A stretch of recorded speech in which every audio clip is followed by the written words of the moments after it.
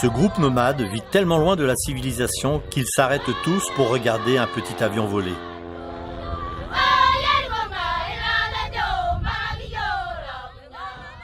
Pendant des années, partager l'évangile avec des groupes de nomades isolés a été un véritable défi.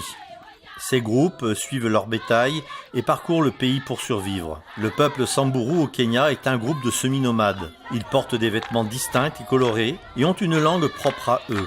Leurs perles et leurs vêtements sont profondément enracinés dans leur culture.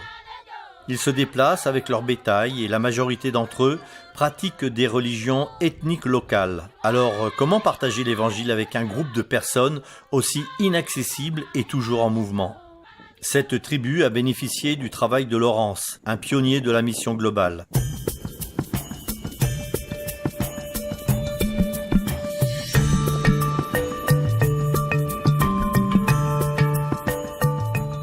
Laurence est devenu adventiste il y a environ 2 ans et a consacré sa vie à partager la bonne nouvelle qu'il a découverte.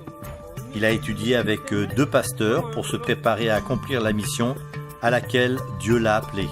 Il parle la langue des Samburu. Il connaît leurs coutumes et peut communiquer la parole de Dieu d'une manière qu'ils comprennent. Au cours des 2 dernières années, ils ont découvert l'amour de Dieu et ont accepté Jésus dans leur cœur.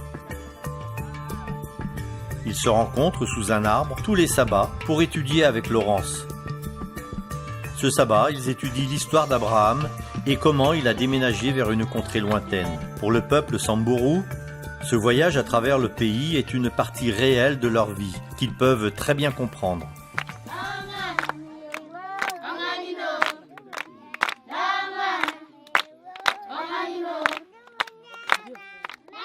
Les Samburu aiment chanter et ce groupe ne fait pas exception.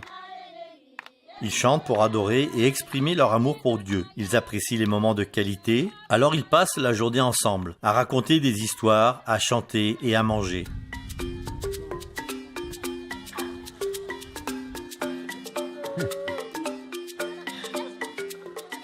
Non loin de là se trouvent les maisons où les Samburu vont dormir la nuit. Ces maisons sont faites de matériaux allant des peaux d'animaux aux sacs de riz vides. Ce type de maison est pratique, car tout peut être démonté et emballé facilement pour déménager à tout moment.